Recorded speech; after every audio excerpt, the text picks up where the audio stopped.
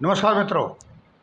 ई गैरसैंण गैरसैंण के मन की बात में आपका स्वागत है। इस वीडियो के माध्यम से मैं आपको बताने का प्रयास कर रहा हूं कि उत्तराखंड, जो कि दो अंतर्राष्ट्रीय सीमाओं वाला मध्य हिमालयी राज्य है, जिसकी सीमाएं पूरब में नेपाल और उत्तर में चीन की तरफ लगती हैं, वहां पर मानव गतिविधियां जिस प्रकार कम हुई है, स्थानीय लोगों की, भारत वंशियों की और विदेशियों की घुसपैठ बढ़ी है, यह एक चिंता का विषय है और शायद यह केंद्र सरकार और उत्तराखंड की राज्य सरकार को भी पता है। इसीलिए उत्तराखंड के मुख्यमंत्री पुष्कर सिंह धामी जी ने माननीय नरेंद्र मोदी जी, भारत के प्रधानमंत्री को प्रस्ताव रखा है कि पिथौरागढ़ के जेलिंगकांग और चमोली के लपथल के बीच की दूरी घटाकर 42 किलोमीटर करने के लिए कुछ काम किए जाए। अब यह दूरी अभी लगभग 500 किलोमीटर है। तो आंकड़ों के हिसाब से 490 है, लेकिन जब इसको अगर देखा जाए तो 500 से ऊपर हो जाता है। इसके लिए करीब 57 किलोमीटर की 3 सुरंगें और 20 से लेकर के 25 किलोमीटर सड़क का मार्ग बनाया जाना प्रस्तावित है। मतलब आपको जो है 490 किलोमीटर की दूरी को आप 42 किलोमीटर में ला कर खड़े कर रहे हो, और वो भी सीमांत क्षेत्र में, तो यह बहुत बड़ी उपलब्धि होगी। लेकिन यह काम तो हो रहा है, विकास कार्य होते रहेंगे, हो रहा है।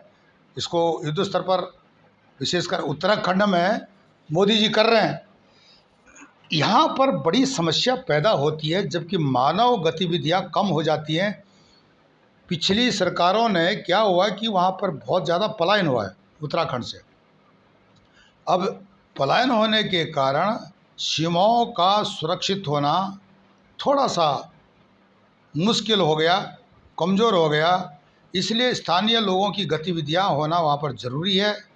चाहे किसी भी रूप में उनको सहयोग दिया जाए, वहाँ पर लोगों को बसाया जाए, जो पलायन किए लोग हैं उनको प्रोत्साहित किया जाए कि वे वापस जाएं। तो लेकिन यहाँ एक समस्या है कि मैं गैरसैंण का ही उदाहरण देता हूँ। वहाँ पर पानी का बिल बहुत आता है गांव में, 1,000 रुपया। तो वे लोग रेफरेंस हमको देते हैं, भाई क्या है कि आप जाके देखो, दिल्ली में केजरीवाल ने पानी बिजली माफ़ कर रखा है और हम यहाँ पर जो है फौजी बन के ज़िंदगी जी रहे हैं, सुरक्षा बल की ज़िंदगी जी रहे हैं उत्तराखंड में, और उसके बाद भी हमको पानी नहीं है। यहाँ पर पानी की स्थिति थोड़ा विकराल है। ये स्थिति देखते हुए भारत चीन सीमा पर दो अलग अलग घाटियों में स्थित आईटीबीपी की 2 चौकियाँ आपस में जोड़ने का सीमांत क्षेत्र के लोगों को सुगम यातायात उपलब्ध कराने का भी उद्देश्य है, और देश की जो सामरिक स्थिति है उसको भी चुस्त दुरुस्त किया जा सकता है। घाटियों को, जो चमोली की घाटी हैं और पिथौरागढ़ की घाटियाँ हैं, उनको सुरंग से जोड़ा जाएगा, जिससे कि जो सुरक्षा बलों को आने जाने में एक आसानी होगी। इससे पिथौरागढ़ के जेलिंगकांग और चमोली के लपतल के बीच की दूरी, जैसे मैंने बताया, कि 42 किलोमीटर रह जाएगी, जो अभी लगभग 500 किलोमीटर है। अब सामरिक महत्व की इस परियोजना पर अब केंद्र सरकार की ओर से निर्णय आना बाकी है, और निर्णय सकारात्मक ही होगा, क्योंकि जिस प्रकार से यहाँ पर उत्तराखंड में रोहिंग्या बांग्लादेशी, चाहे वो बाल बनाने वाले के रूप में हो, नाई के रूप में हो, वेल्डर के रूप में हो, कबाड़ी के रूप में हो, मीट काटने वाले के रूप में हो, उनकी घुसपैठ बढ़ी। और क्या है कि लालच के चक्कर में क्या होता है कि यदि किराया देते हैं तो जो स्थानीय लोग उनको दे देते हैं लालच के चक्कर में, और इस पर कोई प्रतिबंध नहीं है। इसमें जो है पुलिस की इन्वॉल्वमेंट भी होनी चाहिए, नहीं है, इनको रोकना चाहिए। जो किराए पर दे रहे हैं, सरकार को भी हस्तक्षेप करना चाहिए, भाई किस अथॉरिटी के अनुसार आपने इस आदमी को, चाहे कहीं का भी हो, नकली आधार कार्ड तो उत्तर प्रदेश में मुलायम सिंह यादव के समय में और अखिलेश यादव के समय में बने, उनको रोहिंग्याओं को भारत का नागरिक शो किया गया, तो वो बात अलग है। ये कांग्रेस काल में जो बने हैं, जो आधार कार्ड बने हैं, तो उनको जो रोहिंग्या है उनको भारत का नागरिक शो करके वो तो आ रहे हैं, हम तो भारत के नागरिक हैं और भारत में कहीं भी रहेंगे। लेकिन इस पर गंभीरता से उत्तराखंड सरकार को ध्यान देना पड़ेगा। भारत चीन सीमा में वर्तमान में कोई ऐसा सीधा मार्ग नहीं है जो पिथौरागढ़ का जो स्थान है जेलिंगकांग से लेकर के और चमोली के लपथल में आईटीबीपी पोस्टों को सीधा जोड़े। सामरिक रूप से अति महत्वपूर्ण इन दोनों पोस्टों की जो पहचान है सरकार को है। 57 किलोमीटर की 3 सुरंगों के निर्माण से 500 किलोमीटर की दूरी को हम कम कर सकते हैं। सरकार को थोड़ा पैसा खर्च करना पड़ेगा, इसके कारण यहाँ पर रोज़गार भी बढ़ेगा और लोग भी आएंगे जो कि पलायन करके चले गए हैं, वो जो सुदूर क्षेत्र वाले बॉर्डर एरिया वाले लोग हैं। तो इससे जो है देश की सामरिक स्थिति मजबूत होगी।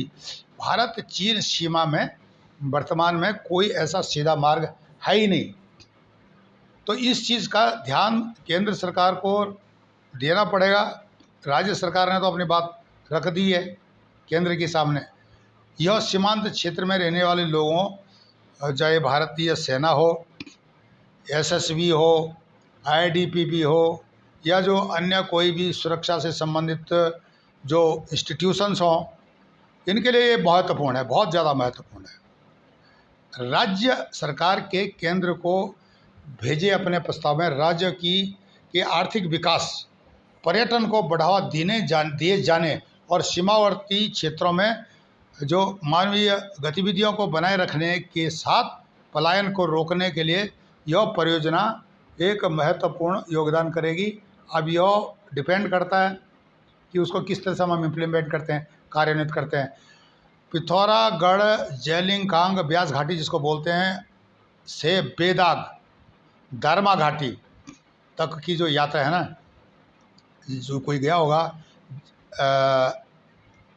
शिमला पास होते हुए पूरी की जा सकती है। अभी ध्यान से आप सुने, पिथौरागढ़ का जो जेलिंगकांग ब्यास घाटी का इलाका है और बेदाग दारमा घाटी तक की यात्रा शिमला पास होते हुए पूरी की जाती है, जो लगभग पूरे वर्ष बर्फ से ढकी रहती है। इस स्थान पर सड़क मार्ग जो है ना करना बहुत कठिन है। आप जब काम करेंगे पीआरओ वाले या पीडब्ल्यूडी वाले, तो उनको पूछो, उनके इंजीनियरों को पूछो, तो काम करने वालों को पूछो कि वहाँ पर क्या क्या स्थिति का वे सामना करते हैं।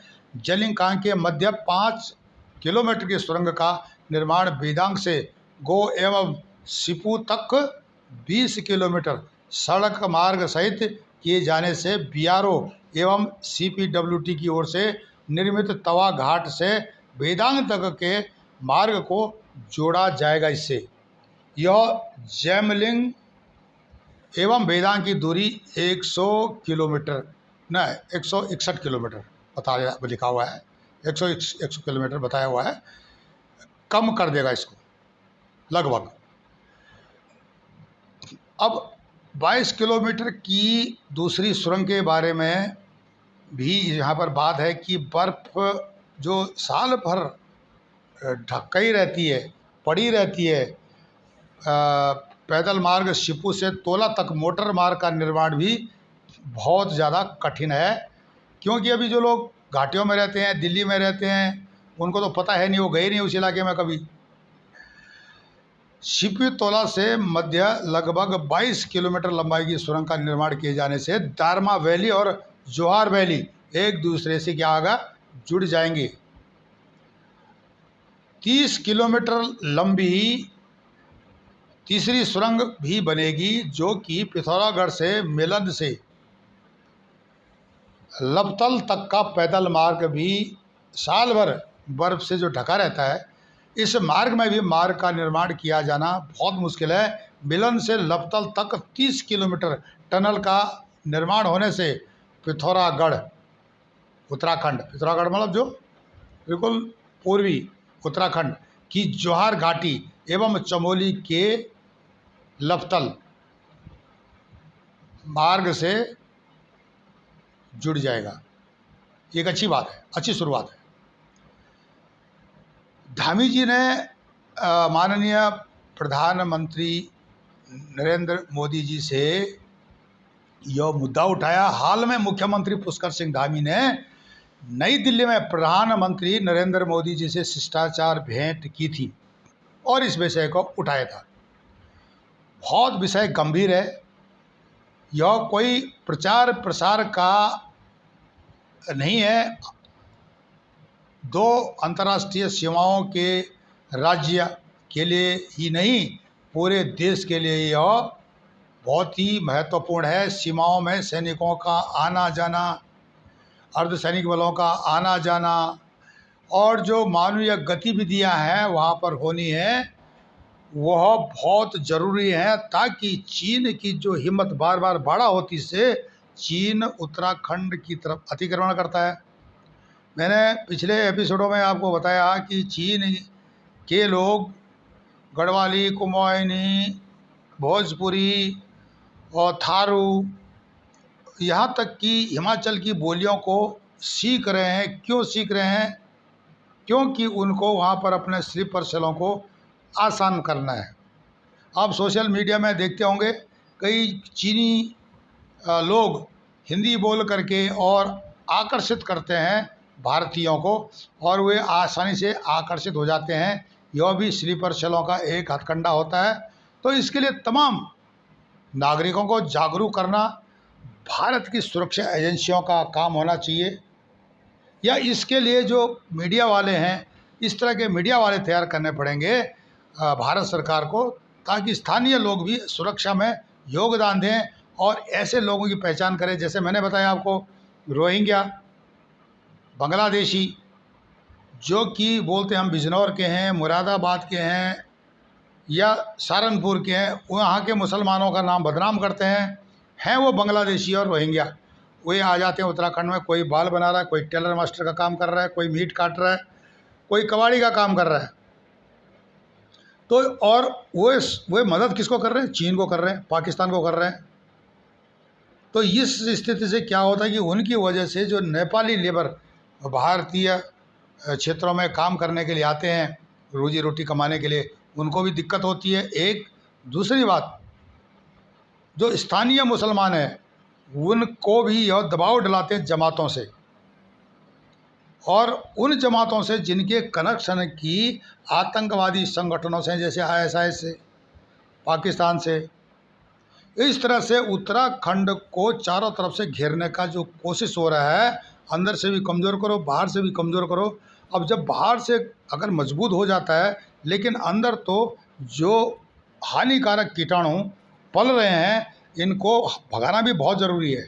2-4 मज़ारों को तोड़ने से, मस्जिदों को तोड़ने से, अवैध संपत्तियों को तोड़ने से काम नहीं बनेगा। इनको यहाँ से भगाओ उत्तराखंड से। उत्तराखंड सरकार इसको सोचे और केंद्र सरकार भी सोचे, क्यों से इससे भारत की जो सुरक्षा कमज़ोर हो रही है।